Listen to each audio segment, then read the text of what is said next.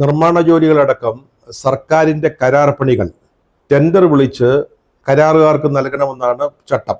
പക്ഷെ ഇപ്പോൾ അത് കാര്യമായിട്ട് നടക്കാറില്ല. സർക്കാരിൻ്റെ ജോലികളിൽ ഭൂരിഭാഗവും ഏതാണ്ട് 90-95% Uralungal labour contracting cooperative society എന്ന് പറയുന്ന ഒരു സ്ഥാപനത്തിനാണ് നൽകുന്നത്. CPM-ന്റെ നിയന്ത്രണത്തിലുള്ള ഒരു സ്ഥാപനമാണ് ഊരാളുങ്കൽ. അവരുടെ കാര്യത്തിൽ ജോലികൾക്കൊന്നും ടെൻഡർ വിളിക്കാറില്ല. ഇപ്പോൾ ഇതാ സർക്കാരിൻ്റെ കരാർ ജോലികളുടെ രംഗത്തേക്ക് മറ്റൊരു സ്ഥാപനം കൂടി കടന്നു വരുന്നു. ഊരാളുങ്കലിന് ഒരു അനുജൻ കടന്നു വരുന്നു. അതും CPM-ന്റെ കുഞ്ഞ് തന്നെയാണ്. Dinesh beedi cooperative society. ബീഡി തെറുത്തു വന്ന് നമ്മെ പുകയിലയുടെയും ലഹരിയിലാക്കിയിരുന്ന നമ്മുടെ പഴയ സ്ഥാപനം ദിനേശ് ബീഡി ഉൽപ്പാദിപ്പിച്ചിരുന്ന ദിനേശ് ബീഡി കോപ്പറേറ്റീവ് സൊസൈറ്റി സംസ്ഥാനത്തെ പ്രാഥമിക സഹകരണ സംഘങ്ങളിൽ ഏകീകൃത സോഫ്റ്റ്വെയർ തയ്യാറാക്കി സപ്ലൈ ചെയ്യാനുള്ള ഉത്തരവാദിത്വം അല്ലെങ്കിൽ ജോലി ദിനേശിനെ ഏൽപ്പിക്കാൻ പോകുന്നു എന്നാണ് മനസ്സിലാക്കാൻ സാധിക്കുന്നത്. അത് ഈ പറഞ്ഞതുപോലെ അശാസ്ത്രീയവും അപരിഷ്കൃതവും തൊഴിലാളി വിരുദ്ധവുമായ ഈ ടെൻഡർ നടപടികൾ പോലെയുള്ള നടപടിക്രമങ്ങളോ അല്ലെങ്കിൽ വയ്യാവലികളോ കൂടാതെ നേരിട്ട് നൽകാനാണ് ആലോചിക്കുന്നത്. 206 കോടി രൂപയുടെ പദ്ധതിയാണിത്. നേരത്തെ പറഞ്ഞല്ലോ, ഈ രംഗത്തെ പ്രത്യേകിച്ച് നിർമ്മാണ രംഗത്തെ കുത്തക ഊരാളുങ്കൽ സൊസൈറ്റിക്കായിരുന്നു. ഒരു ചട്ടി ചാന്ത് കുഴയ്ക്കാനോ അല്ലെങ്കിൽ ഒരു ഇഷ്ടികമേൽ മറ്റൊരു ഇഷ്ടിക എടുത്തു വയ്ക്കാനോ ഊരാളുങ്കലിനല്ലാതെ മറ്റൊരു സ്ഥാപനത്തിനും അല്ലെങ്കിൽ മറ്റൊരു കരാറുകാർക്കും അറിയില്ല. അവരെ കൊണ്ട് പറ്റില്ല, സാധ്യമല്ല എന്ന ഒരു നിലപാട് അല്ലെങ്കിൽ ഒരു കാഴ്ചപ്പാടാണ് ഈ കാര്യത്തിൽ ഗവൺമെന്റ് എടുത്തിരുന്നത്. ഊരാളുങ്കലിന് ടെൻഡർ ഇല്ല എന്ന് പറഞ്ഞല്ലോ. അവർ പറയുന്ന അല്ലെങ്കിൽ നിശ്ചയിക്കുന്ന റേറ്റിലാണ് ജോലി നടക്കുന്നത്. ടെൻഡർ കൂടാതെ തന്നെ സർക്കാരിൻ്റെ ഉത്തരവാദിത്തങ്ങൾ അല്ലെങ്കിൽ ജോലികൾ ഏറ്റെടുക്കാൻ സാധിക്കുന്ന ഒരു അക്രഡിറ്റഡ് ഏജൻസിയാണ് ഊരാളുങ്കൽ എന്ന ന്യായം പറഞ്ഞാണ് അവർക്ക് ടെൻഡർ കൂടാതെ ജോലികൾ അല്ലെങ്കിൽ നിർമ്മാണ പ്രവർത്തനങ്ങൾ നൽകിക്കൊണ്ടിരിക്കുന്നത്. എത്രയെത്ര ജോലികളാണ് ഊരാളുങ്കലിൻ്റെ വൈഭവത്തിൽ നടക്കുന്നത് എന്ന് നമുക്കൊരു തിട്ടവുമില്ല. ഇറിഗേഷൻ, PWD, ടൂറിസം എന്നീ മേഖലകളിലാണ് അവർ കൂടുതൽ ജോലി ഏറ്റെടുത്ത് നടപ്പാക്കുന്നത്. റോഡ്, പാലം, അടിസ്ഥാന സൗകര്യങ്ങൾ, അതുപോലെ IT മുതലായ രംഗങ്ങളിലാണ് അവർ കൂടുതൽ ശ്രദ്ധ ചെലുത്തുന്നത്. കരമന കളയിക്കാവ് റോഡ് തിരുവനന്തപുരം ജില്ലയിലുള്ളതാണ്. അതുപോലെ പ്രാവച്ചമ്പലം വഴിമുക്ക് റീച്ച്, വിവിധ നഗരങ്ങളിൽ നടപ്പാക്കുന്ന സിറ്റി റോഡുകളുടെ ഇംപ്രൂവ്മെന്റ് ജോലികൾ, അതുപോലെ കോഴിക്കോട് ജില്ലയിൽ അരയെടുത്തുപാലം ബ്രിഡ്ജ്, എടശ്ശേരി കടവ് പാലം, വേങ്ങര പാലം, അതുകൂടാതെ ആലപ്പുഴ ഗവൺമെന്റ് എഞ്ചിനീയറിംഗ് കോളേജിലെ പുതിയ മന്ദിരം, നമ്മുടെ റീജിയണൽ ക്യാൻസർ സെന്ററിലെ പുതിയ മന്ദിരം, അങ്ങനെ നിരവധി പ്രൊജക്റ്റുകൾ അവരിപ്പോൾ നടത്തുകയോ അല്ലെങ്കിൽ പൂർത്തിയാക്കുകയോ ചെയ്തിട്ടുണ്ട്. ഏറ്റവും അവസാനം വയനാട് ദുരന്തത്തിലെ കിടപ്പാടവും മറ്റ് ജീവിത സൗകര്യവും നഷ്ടപ്പെട്ട ആളുകൾക്ക് വേണ്ടി 2 ടൗൺഷിപ്പുകൾ ഉണ്ടാക്കുന്ന ഒരു പദ്ധതി നടപ്പാക്കുന്നുണ്ട്.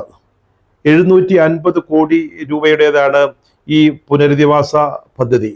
അതിൻ്റെ മുഴുവൻ ചുമതലയും അതിൻ്റെ നടത്തിപ്പ് മുഴുവൻ ഊരാളുങ്കൽ സൊസൈറ്റിയാണ് ഏൽപ്പിച്ചിരിക്കുന്നത്. ഒരു വീട് പോലും മറ്റേതെങ്കിലും ഒരു കോൺട്രാക്ടർക്ക് നൽകിയിട്ടില്ല. ഗവൺമെന്റ് കരാറുകാർക്കായിട്ട് ഒരു സംഘടനയുണ്ട്, കേരള ഗവൺമെന്റ് കോൺട്രാക്ടേഴ്സ് അസോസിയേഷൻ.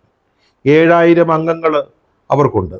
അവർക്ക് ആർക്കും ഇപ്പോൾ സർക്കാരിൻ്റെ ജോലികളൊന്നും കാര്യമായിട്ട് ലഭിക്കുന്നില്ല.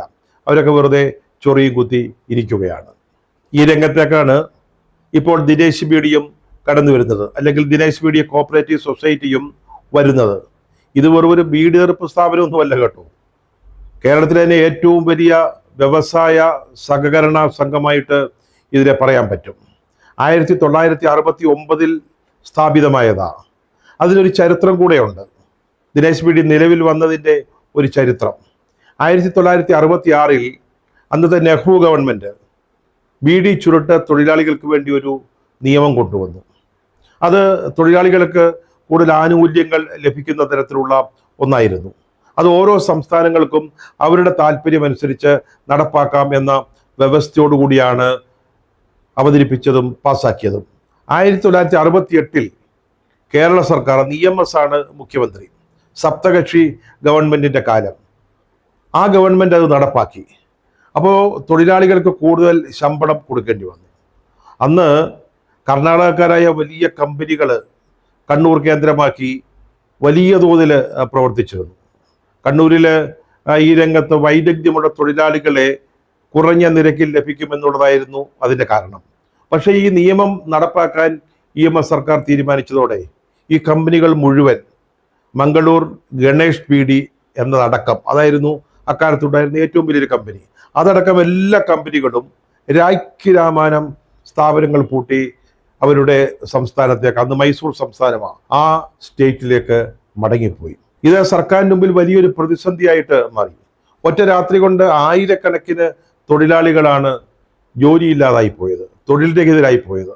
അപ്പൊ എന്തെങ്കിലും ചെയ്തേ പറ്റൂ എന്ന് വന്നപ്പോൾ അന്ന് വ്യവസായ മന്ത്രിയായിരുന്ന TV തോമസ്, തൊഴിൽ മന്ത്രിയായിരുന്ന മത്തായി മാഞ്ഞൂരാൻ, ഇവരുടെ ഒരു പ്രത്യേക താല്പര്യത്തിൽ രൂപം കൊണ്ടതാണ് ദിനേശ് ബീഡി കോഓപ്പറേറ്റീവ് സൊസൈറ്റി.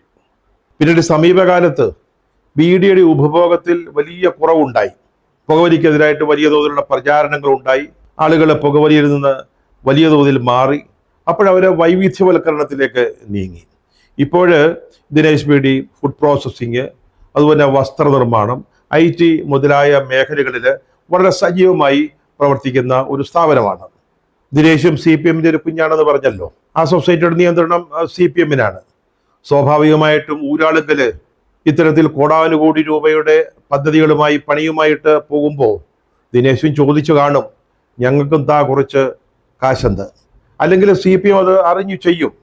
ദിനേശിനും കിട്ടട്ടെ 4 പുത്തനെന്ന് പാർട്ടിയും വിചാരിച്ചു കാണണം. അങ്ങനെയാണ് ഈ പ്രാഥമിക സഹകരണ സംഘങ്ങൾക്ക് സോഫ്റ്റ്വെയർ നിർമ്മിച്ചു നൽകുന്ന ആ ഒരു കരാർ ജോലിയിൽ ദിനേശ് സഹകരണ സംഘത്തെ കൊണ്ടുവരുന്നതിന് തീരുമാനിച്ചത്. പക്ഷെ അവിടെ ഒരു തടസ്സമുണ്ടായി. നേരത്തെ ഇത് TCS-ന് നൽകിയതാ ഇതിൻ്റെ കോൺട്രാക്ട്, കരാറ്, ടാറ്റ കൺസൾട്ടിംഗ് കമ്പനി. ഈ രംഗത്തെ ഏറ്റവും മിടുക്കന്മാരായ ആളുകളാണ്, 1-ാം നമ്പർ എന്ന് വേണമെങ്കിൽ പറയാം. ഇപ്പൊ ദിനേശ് വന്ന് വാതിൽക്കൽ മുട്ടുമ്പോൾ TCS-നെ ഒഴിവാക്കേണ്ട ഒരു സാഹചര്യം ഉണ്ടായി. അല്ലെങ്കിൽ തന്നെ TCS എന്ന് പറഞ്ഞാൽ എന്താ? കുത്തക മുതലാളി, ബൂർഷ്വ. തൊഴിലാളികളുടെ ഒരു സഹകരണ സംഘത്തിനാണോ, ടാറ്റ പോലെയുള്ള ഒരു കുത്തക മുതലാളിക്കാണോ നമ്മുടെ തൊഴിലാളി സർക്കാർ, ഇടതുപക്ഷ സർക്കാർ പ്രാധാന്യം നൽകേണ്ടത്? യാതൊരു സംശയമില്ല. തൊഴിലാളികളുടെ, അതും CPM-ന്റെ ചുമതലയിലും നിയന്ത്രണത്തിലും പ്രവർത്തിക്കുന്ന ഒരു സൊസൈറ്റിക്ക് അവർക്ക് തന്നെയാണ് മുൻഗണന നൽകേണ്ടത്. ഇത്തരം സന്ദർഭങ്ങളിൽ സർക്കാരുകൾ ഒരു വേറെ ഇറക്കാറുണ്ട്. അതായത് കരാറ് ഒപ്പിടുന്നത്, നേരത്തെ നമ്മൾ ധാരണയായ കരാർ ഒപ്പിടുന്നത് വൈകിപ്പിക്കും. ഈ TCS-ുമായുള്ള കരാറിൻ്റെ കാര്യത്തിലും അത് തന്നെയാണ് സംഭവിച്ചത്. കരാറ് ഒപ്പിടുന്നത് നീട്ടിക്കൊണ്ടുപോയി, അല്ലെങ്കിൽ നീണ്ടുപോയി. ആ ഒരു സാഹചര്യത്തിൽ ചെലവ് വർദ്ധിക്കും. ചെലവ് വർദ്ധിക്കുമ്പോൾ നേരത്തെ നിശ്ചയിച്ച തുകയ്ക്ക് കരാർ ഏറ്റെടുക്കാൻ ആ കമ്പനിക്ക് സാധിക്കാതെ വരും. ഇവിടെ അത് തന്നെ സംഭവിച്ചു. കരാർ നീണ്ടു, ചെലവ് വർദ്ധിച്ചു. അതുകൊണ്ട് തന്നെ TCS ഇതിൽ നിന്ന് ഒഴിവായി. ആ ഒരു സാഹചര്യം, ആ ഗ്യാപ്പ് ഉപയോഗിച്ച് അതിലേക്ക് ദിനേശ് ബീഡിയെ കയറ്റി നിർത്തുന്നതിനുള്ള ഒരു നീക്കമാണ് ഇപ്പോൾ ഇടതുമുന്നണി സർക്കാർ നടത്തിക്കൊണ്ടിരിക്കുന്നത്. അപ്പൊ മറ്റൊരു പ്രശ്നം ഉയർന്നു വന്നു. ഇതൊരു ചെറിയ കരാറല്ല, 206 കോടി രൂപയുടേതാണ്. ഇമ്മിണി വലുതാ. അത് ദിനേശ് പൊക്കിയാൽ പൊങ്ങുമോ എന്നൊരു സംശയം ഉണ്ടായി. അത് മാത്രമല്ല, ദിനേശിന്റെ കാര്യത്തിലാണെങ്കിൽ ടെൻഡർ വിളിക്കേണ്ടി വരും. അപ്പോഴാണ് പുതിയ ആലോചന വന്നത്. ഇത് ഊരാളുങ്കലുമായി ചേർന്ന് ഒരു സംയുക്ത സംരംഭമാക്കിയാലോ? ഊരാളുങ്കലും ദിനേശിനും കൂടെ ചേർന്നുള്ള ഒരു പദ്ധതി. ഊരാളുങ്കലിനാകുമ്പോൾ അക്രഡിറ്റഡ് ഏജൻസിയാണ്, അവർക്ക് ടെൻഡർ കൂടാതെ ഈ പ്രൊജക്റ്റ് നൽകാൻ പറ്റും. അതിനെപ്പറ്റിയായി ആലോചന. അപ്പോൾ മറ്റൊരു പൊല്ലാപ്പ് ഉയർന്നു വന്നു. ഊരാളുങ്കലിൻ്റെ IT വിഭാഗം അല്ലെങ്കിൽ സൈബർ വിഭാഗം അതൊരു പ്രൈവറ്റ് ലിമിറ്റഡ് കമ്പനിയാണ്. ആ പ്രൈവറ്റ് ലിമിറ്റഡ് കമ്പനിക്ക് ഊരാളുങ്കലിന് ലഭിക്കുന്ന സൗജന്യം അല്ലെങ്കിൽ സൗകര്യം, അതായത് ടെൻഡർ കൂടാതെ സർക്കാർ ജോലികൾ ഏറ്റെടുക്കാൻ ലഭിക്കുന്ന ഒരു സൗകര്യം, അത് അവർക്ക് ലഭിക്കുമോ എന്ന കാര്യത്തിൽ സംശയമായി. അതിപ്പോൾ ആലോചനയില്ല. പക്ഷേ ഇത് CPM അല്ലേ, CPM-ന്റെ സർക്കാരല്ലേ, അവരെന്തെങ്കിലും ഒരു വഴി കണ്ടുപിടിച്ചിട്ട് ഊരാളുങ്കലിനും ദിനേശിനുമായി ഈ 206 കോടി രൂപയുടെ പദ്ധതി നൽകുമെന്ന കാര്യത്തിൽ സംശയം വേണ്ട. വാസ്തവത്തിൽ CPM-നെ കണ്ടുപിടിക്കണം കേട്ടോ. അവരധികാരത്തിൽ വരുന്നത് സ്റ്റേറ്റ് ഭരിക്കാൻ മാത്രമല്ല, പാർട്ടിയെ, പാർട്ടിക്കാരെ, പാർട്ടി സ്ഥാപനങ്ങളെ അതിനെ വളർത്താനും ഉദ്ധരിക്കാനും കൂടിയാണ്. അതിനവർ ചെയ്യാവുന്നതെല്ലാം ചെയ്യുക തന്നെ ചെയ്യും. സർക്കാരിൻ്റെ പണം, ഖജനാവിലെ കാശ് അത് മുഴുവൻ നാട്ടുകാർക്കും വേണ്ടിയാണെന്ന മിഥ്യാബോധമൊന്നും CPM-നില്ല. ആദ്യം പാർട്ടി, അത് കഴിഞ്ഞ് വല്ല നക്കാപ്പിച്ചയും ബാക്കിയുണ്ടോ എന്ന് നോക്കാം. അപ്പോൾ അതനുസരിച്ച് എന്തെങ്കിലും ചെയ്യാം. അതാണ് CPM-ന്റെ പ്രഖ്യാപിത നയം. ഇത് സ്വാഭാവിക നീതിയുടെയും ന്യായത്തിന്റെയും ലംഘനമാണെന്നൊക്കെ പലരും പറഞ്ഞേക്കാം. അതുപോലെ തന്നെ സർക്കാരിന്റെ പണം പാർട്ടി സ്ഥാപനങ്ങൾക്ക് മാത്രമായി വീതം വെച്ചു കൊടുക്കുന്നത് ശരിയല്ല എന്ന ആക്ഷേപം ഉണ്ടാക്കാം.